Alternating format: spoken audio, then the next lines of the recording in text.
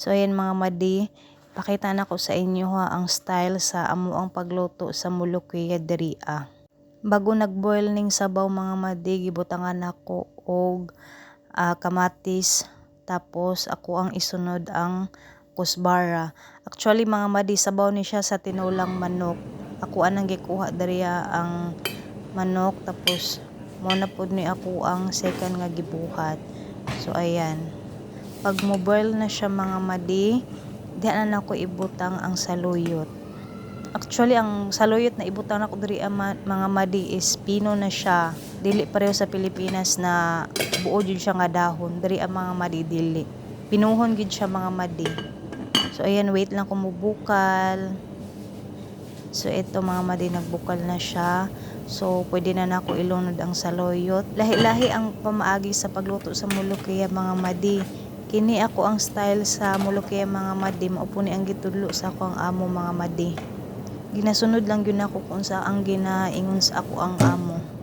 Labi na kaing ani nga pagkaluto iyang pinaka paborito gyud. So ayan, nabutang na nako ang pino na saluyot. Then ako anang gimekos-mekos trees. Need gid pud siya gamitan ani mga madi. Para mabungkag tong nagtibugol na saluyot.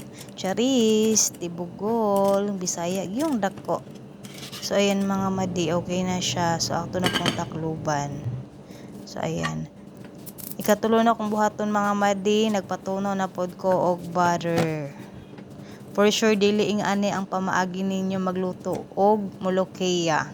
Sa ako ang amo madi, ing ani gyud ang iyang gusto na pagkaluto. Dapat na ay butter gyud. So nagpatunaw ko og daghan kaing butter mga madi. Pamatay naman ni mga madi oy. So nagmekos-mekos gihapon ko anak mga madi. Mekos-mekos gihapon na to hangtod sa motunaw. So ayan, gibutang na nako ang garlic. Need pa na nako siya mag golden brown, pero ang ending nasunog. Tama-tama lang man ang siga sa butugas mga madi, pero di jud ganahan aning karahay oy. Dari jud kay siya makapagod og mga lutuon dari Walang katapusang mekos-mekos mga mari, Diyos ko. Kung naapalay speed sa totoong buhay, ako na nang speed. Sa taman, diri ara gyud tama sa kapkat na speed.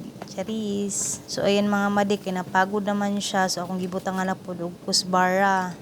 Kusbara again and again. Mekos-mekos. So ayan, pwede na siya mga madi. So ako na siyang sagol sa molokeya or saluyot.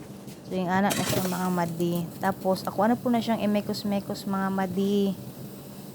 So ayan. I-try ninyo mga madi, lami jud kay siya mga madi. Yun lang. Thank you for watching.